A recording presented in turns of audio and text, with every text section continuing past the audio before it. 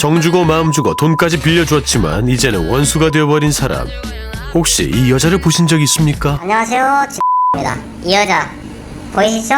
신고해주세요. 제보 바랍니다. 어떤 일이 있었길래? 뭔가 이유가 있을 것 같은데요. 나 열이 받아 막이 미친 얘기만 나오면 막 열이 막 받고 잠도 안 와. 진짜로. 나 있잖아 그 진짜 그 튕겨 붙여서 바다에서 싶어. 물고기 밥이라도 하라고 사람을 갖다가 이용해라고 그 어휴. 숨쉬듯 거짓말을 늘어놓았다는 한 여자. 그녀와 혹시 마주친 적이 있다면 조심하십시오. 스치기만 해도 모든 것을 앗아가는 역대급 간큰 사기꾼. 그 거짓말 앞에 당신도 당할 수 있습니다. 야, 이게 무슨 일이에요? 이상합니다. 우리 엄마가 병원비를 못 내갖고 죽게 됐다고 이거 죽는 소리 했었더라고. 꽃뱀처럼 남자들한테 막 받아 쓴 것도 많고 제주도에서 호텔을 사갖고 그걸 리모델링해서 또 팔고 돈도 많이 많고. 때론 사업가로, 때론 여자친구로, 때론 비련의 여주인공이 되어 돈을 뜯었던 도주영 씨. 딱 믿어야 돼. 근데 다른 사람 알고 하나도 없어. 딱 나라는 존재 하나만 알면 돼. 그러니까 나는 딱 배우게. 진짜 본전이니까 무서워하지 말고 한번 해볼래? 한 500개? 한 500만 해볼래? 남녀노소 가리지 않고 두루두루 사기를 쳤던 도씨. 현재 밝혀진 것만 15억. 어이구. 금액이 큰데요? 돈과 함께 흔적도 없이 사라진 도주영을 찾습니다. 사건의 시작이 된 곳은 일산의 한 동네였습니다. 평범해 보이는 미용실. 이곳이 도주영 씨가 운영했던 미용실입니다. 무심하게 적어놓은 듯한 휴업 문구. 오늘만 쉬는 게 아닌 것 같은데요? 왠지 꽤 쉬었던 것 같아요.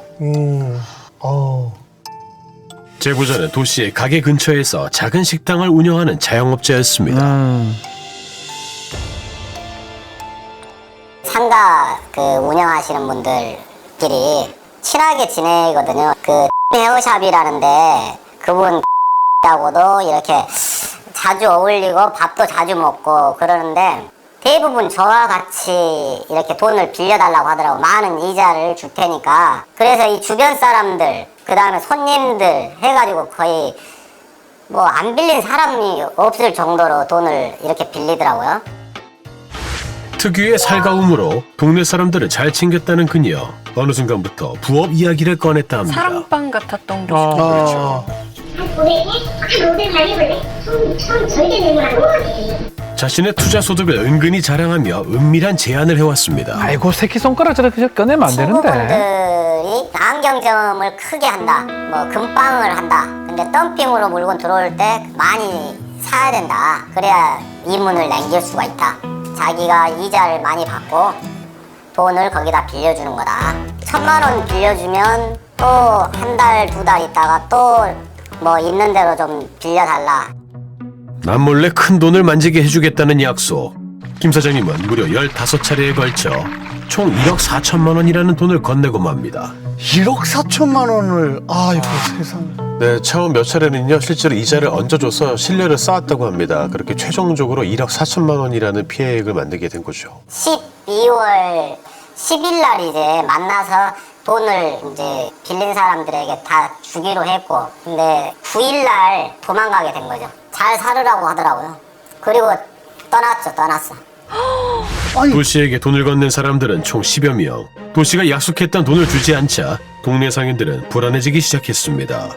그런데 도씨는 오히려 고소하라며 으름장을 놓았다 합니다.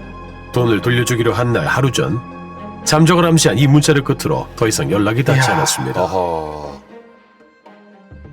피해자들은 급히 미용실을 찾았지만 문은 굳게 잠긴 채 그녀의 행방은 묘연해진 상태였습니다. 야, 아이고. 온 동네를 그냥 쑥대밭으로 만들어 버렸네요. 더욱 안타까운 건 이제 피해자 중에는 폐지를 주면서 생활하는 할머니도 계셨어요. 아이고. 사람들은 도대체 어떻게 그녀의 덫에 걸려든 걸까? 처음에 문을 열었는데 막 뭐라 선물을 막 주더라고. 개업했다고. 그렇게 친절하더라고. 아주 엄청 친절하고 먹을 거 항상 들고 다니면서 그렇게 줘. 평소같이 폐지를 모으고 있었던 할머니의 앞으로 나타난 도씨.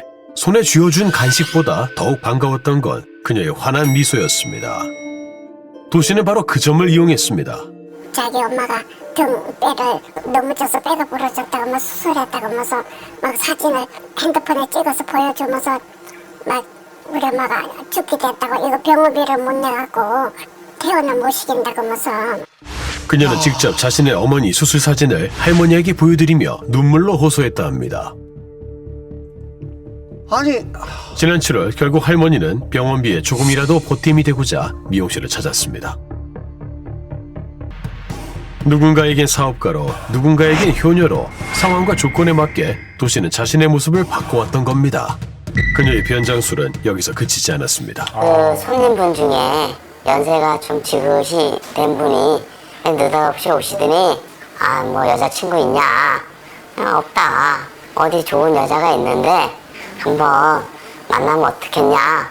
그래서 저 입장에서는 아 그래요 뭐 그냥 살아가면서 뭐 누구 만나도 뭐 싫지는 않죠. 그렇게 시작된 도시와의 인연. 용규 씨는 그녀 특유의 친화력과 적극적인 태도에 호감을 느꼈었다 합니다. 뭐 먹을 거를 많이 사갖고 왔어요. 뭐 그런데 이제 어느 날 이제 돈 얘기를 시작하더라고요. 돈이 급한데 1,000만 원을 빌려주면 월 300씩 주고 그다음에 100만 원씩 이렇게 해갖고 130만 원씩 주겠다. 이번에도 그녀는 그 이자가 마음을 엄청난데요? 이용했습니다. 이런 말이 좀 어떨지 모르지만 뭐 꽃뱀 같은 느낌도 들어요. 피해자의 수만큼이나 그녀의 수법 역시 다양했습니다. 그렇게 도시가 끌어모은 것으로 추산되는 돈은 무려 15억 원. 아이고 15억 원. 대체 그 돈을 다 어디다 갖다 쓴 걸까요? 그니까요. 그녀는 현재 모든 피해자와 연락을 끊은 채 잠적한 상태. 동네에서는 이미 사랑방으로 통했다는 미용실. 그녀가 남긴 흔적들 중 혹시 단서가 있진 않을까? 뭐 물건들을 좀 다 가져가지는 않았네요. 예, 미용실을 이제 다른 데서 하려고 그런가 봐요. 가위 같은 거 그냥 싹 가져간 거죠. 나머지는 뭐 돈 들어가는 게 없으니까 이게 가위가 가장 비싼 거고 요것만 있으면 어디 가서든 할 수가 있어서. 돈 될 만한 거 챙겨 급히 떠난 것으로 보입니다. 그래 보여요. 미용 자격증이 있긴 한가요? 예, 저기 보시면은 가만 있어봐. 여기 있다. 영업 사업자 있고, 이렇게.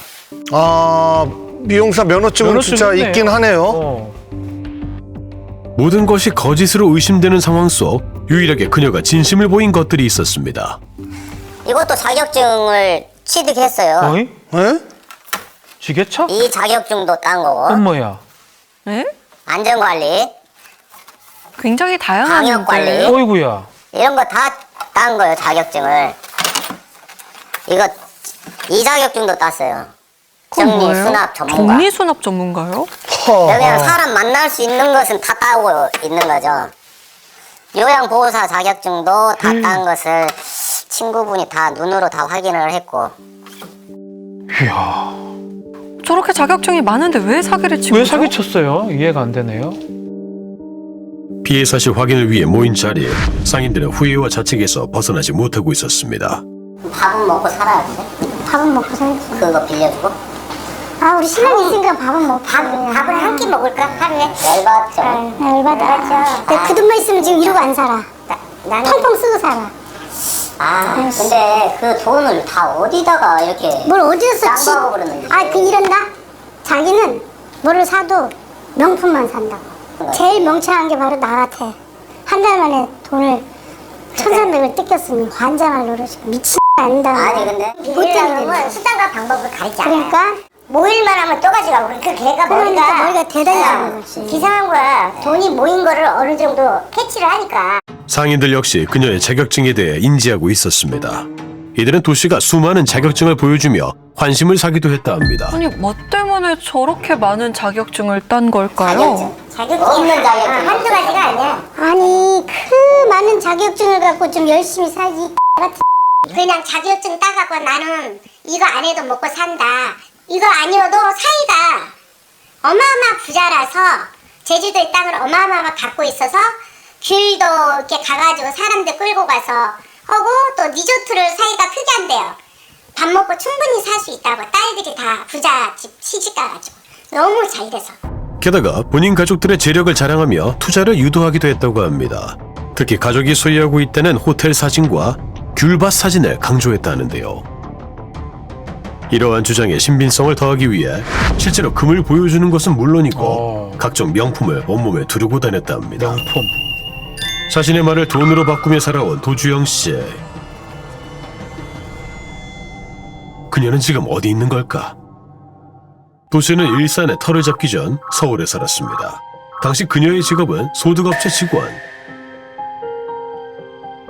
과거 도 씨의 삶은 어떠했을까? 열심히 살았어요. 만약에 소득회사 가갖고 일을 하고 와서 또 밤에 무슨 애기도 가서 애기도 보러 갔어요. 애기를 한 서너 시간 이제 가서 보고 이제 투잡을 한 거죠. 밤낮 없이 일하면서도 누구보다 솔선수범했던 그녀. 순자 씨는 직장 선배였던 도 씨와 자연스레 가까워졌고 돈 거래를 했다 합니다. 그런데 언젠가부터 빌려간 금액을 갚지 못하기 시작했습니다. 그래 안 받고 원금이라도 갚아라. 그러면서 그 원금을 싹 뽑아봤어요.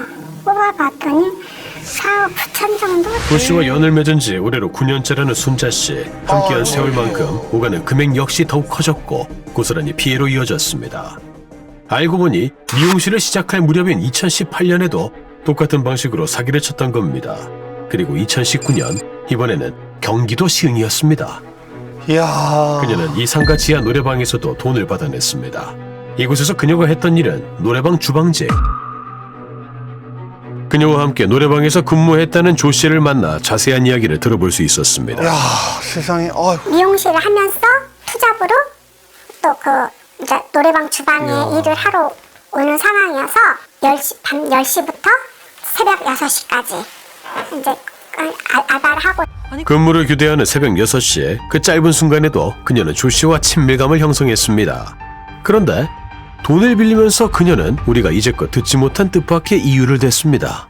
저 같은 경우는 이제 노래방에서 근무할 때는 이제 그거 남편 증빚 해결하느라고 달러 돈을 땡겨서 썼다. 그래서 이자가 너무너무 비싸다. 그래서 그때는 정말 순수한 마음으로 이렇게 열심히 사는데 비싸게 이자를 주고 하면은 괜히 남 좋은 일 시킨 일 아닌가.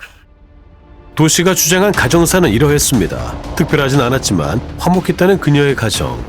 하지만 남편은 20억 빚을 남긴 채 그만 사고사를 당했다 합니다. 그럼에도 자식들을 지켜야 했다는 도 씨. 그래서 타지에와 밤낮으로 쉬지 않고 일을 하고 있다는 겁니다. 그래서 저는 그것만 믿고 정말 대단하다. 그렇게 남편 빚을 그렇게 해결하기가 쉽지가 않는데 그래서 진짜 그 마음만 보고 그 마음이 예뻤었는데 이번에 일 터지고 보니까 그게 남편 때문에 진 빚이 아니었고 나중에 보니까 남편도 피해자였더라고요. 이 돈에 얽힌 것 때문에 남편이 죽은 것 같아요. 이야. 2023년 12월 10일 의심이 확산되자 그녀는 이날 돌려주겠다고 약속했습니다. 그 마지막 약속까지도 저버린 도 씨. 도 씨의 잠적으로 그녀의 가족까지 의혹을 받고 있는 상황. 수소문 끝에 그녀의 남동생을 만날 수 있었습니다. 돈을 다 빼들여서 나한테 주고 이 집을 산 것처럼 이렇게 한 거예요, 이거를. 보시면 집이 이렇게 해서 잘 사고 그런 게 아니고요. 보시면 여기도 500만 원에 35만 원이에요. 한번 잘 보시고 500만 원에 35만 원 이 집이. 그렇다면 어머니의 병원비는 사실일까? 성준 씨는 어머니의 수술은 사실이지만 누나로부터 한 차례도 지원받은 적 없고 그녀는 병원에 온 적조차 없었다 합니다. 이 사진들은 성준 씨가 누나에게 찍어 보내줬던 것. 누나와 나눈 문자 내역에는 오히려 가족 회비 등의 명목으로 돈을 보내라 재촉하는 내용뿐이었습니다. 처음에는 가족 회비, 핸드폰비, 핑계를 대더니 나중에는 그냥 계좌 번호를 보내네요. 남동생 주장이 신빙성 있어 보이는데요? 이거 엄마 수술비가 이제 없다 보니까 제가 원래 트럭을 중고를 트럭을 하나 싸그를 하나 샀단 말이에요. 그거 팔아가지고 지금 엄마 병원비 한 거예요. 계속 돈. 그것밖에 아까 보셨죠? 안 주면 어쩌니 저쩌니 도 씨가 잠적한 지 2주째 누나가 공중전화를 통해 연락을 해왔다는 겁니다. 자신은 현재 목포역에 있으며 여수로 간다는 말을 끝으로 또다시 잠적한 그녀. 취재 중 입수한 도주영 씨의 번호로 연락을 해봤지만 역시나 수신 정지된 상태. 하신 전화는 당분간 수신이 정지되어 있습니다. 유일하게 연결된 곳은 그녀의 자녀들이었습니다. 그중 큰 딸을 직접 만날 수 있었습니다. 딸은 정말 제주의 귤밭과 고급 리조트를 가진 부호일까? 하지만 도시의 주장과는 달리 딸은 매우 평범한 가정주부였습니다. 제주도에 왔었어요. 그리고 최근에 온 거는 작년 5월, 4월, 5월. 마지막으로 좀 연락된 거는 마지막에 12월이었던 것 같은데 문자 하나 남겨놓은 거. 현재 딸 수지 씨 역시 엄마와 연락이 닿지 않는 상황. 그리고 충격적인 사실을 들을 수 있었습니다. 엄마 도주영 씨는 이미 10여 년 전 사기 혐의로 교도소에서 복역했다는 것. 사건에 대한 설명을 듣자 수지 씨는 과거에도 비슷한 상황이었다 말합니다. 아유.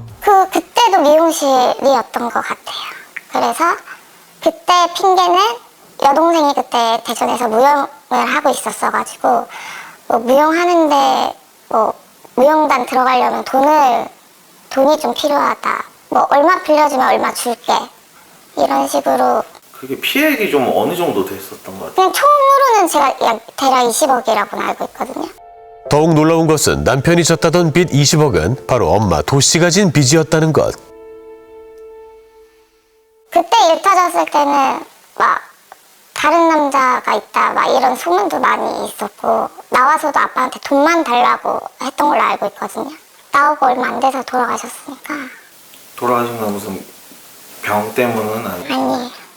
스스로 목숨을 끊으신. 네. 아이고 참. 마음이 아픕니다. 감히 아이고, 위로의 말씀. 그녀는 평생 가족들이 짊어지기엔 너무나 무거운 짐이었습니다. 참 마음이 아프네요. 아내가 남긴 빚 20억을 어떻게든 갚으려고 했습니다. 하지만 끝없이 날아드는 독촉장은 남편의 마음을 올가매었고 결국 돌이킬 수 없는 선택을 하고 말았습니다. 도대체 도 씨가 한 말에 진실이 뭐가 있습니까? 자격증, 직업, 인간관계, 심지어 가족까지 이 모든 것들이 그녀에겐 그저 돈을 벌기 위한 수단에 불과한 것이었을까요? 그녀의 행동을 어떻게 이해해야 할까? 많은 사기꾼들이 그렇지만 감옥에 갔다 오면은 회개하고 이제는 뭐 사기를 치지 않을 것이다라고 생각을 하지만 그렇지 않습니다. 오히려 이제 갔다 와서는 학습 효과도 뛰어나고 내가 이렇게 사기를 칠 수 있겠구나라는 방법들을 알고 있는 것이죠. 그런데다가 커다란 돈, 20억이나 되는 돈을 본인이 만져서 유용을 하고 그렇게 해서 감옥에 갔다 오게 되면 사실 실제 생활이 얼마나 어렵습니까? 경제적으로 이렇게 어려운데 돈을 쉽게 벌기가 어렵죠. 그렇게 되면 자꾸 과거의 유혹이 나타나는 것입니다. 수지 씨는 10여 년 전 그날의 악몽이 또다시 찾아온 것 같다 말합니다. 찾아서 죄를 받던지 뭐를 하던지 했으면 좋겠고 이제 진짜 엄마라고도 생각하고 싶지 않아요.